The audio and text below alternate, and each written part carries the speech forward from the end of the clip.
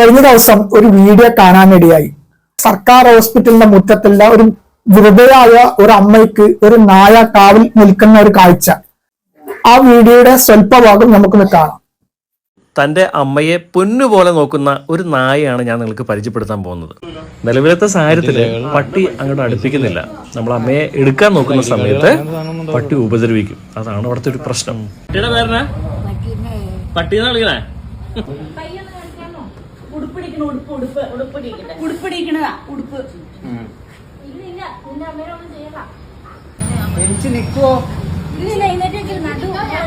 ഇതെങ്ങനെ ഇവിടം വരെ വന്നായിരിക്കോ?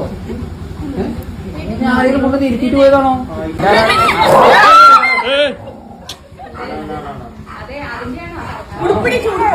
ഇതാണ് ആ വീഡിയോ.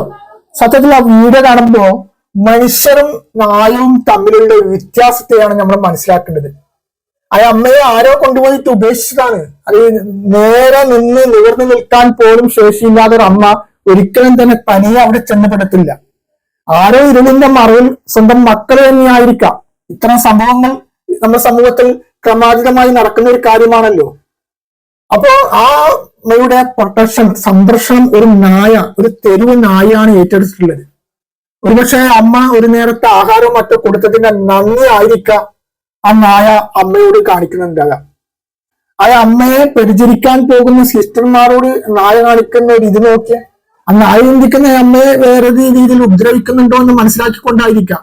ഒരു മിണ്ടാപ്രാണിയുടെ സ്നേഹത്തെ കുറിച്ചിട്ട് നമ്മൾ ചിന്തിക്കേണ്ട ഒരു കാര്യമാണിത്. നമ്മൾ ചിന്തിക്കാൻ നമ്മളാണ് എല്ലാം തടഞ്ഞവർ എന്നുള്ളൊരു മനോഭാവമുണ്ട്.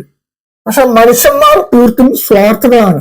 നമ്മളൊരു മനുഷ്യർക്ക് എന്ത് നന്മ ചെയ്തു കൊടുത്തു കഴിഞ്ഞാലും, എന്ത് പുണ്യം ചെയ്തു കൊടുത്തു കഴിഞ്ഞാലും അതിനൊരു സമയം കഴിഞ്ഞാൽ അത് മറക്കത്തും. 10 മാസം പല്ലയിൽ ചുമന്ന് വേദനകൾ സഹിച്ച് നൊന്ത് പ്രസവിച്ചിട്ടുള്ള ഒരു അമ്മയാണ്. ആ അമ്മക്ക് മക്കളുണ്ടാവും, അല്ലെ അടുത്ത ബന്ധുക്കളൊക്കെ ഉണ്ടാവും. ഇങ്ങനെയുള്ള ഒരു അമ്മ അവിടെ എത്തിപ്പെടണമെങ്കിൽ തീർച്ചയായിട്ടും ഞാൻ മനസ്സിലാക്കുന്നത് അത് ആരോ കൊണ്ടുപോയിട്ട് ഉപേക്ഷിച്ചത് തന്നെയാണ്. അപ്പൊ അവരൊക്കെ കടന്നു കളഞ്ഞിട്ടും ആ അമ്മയ്ക്ക് സംരക്ഷണമായി ആ നായയാണ് കൂട്ടായിട്ട് നിന്നിട്ടുള്ളത്.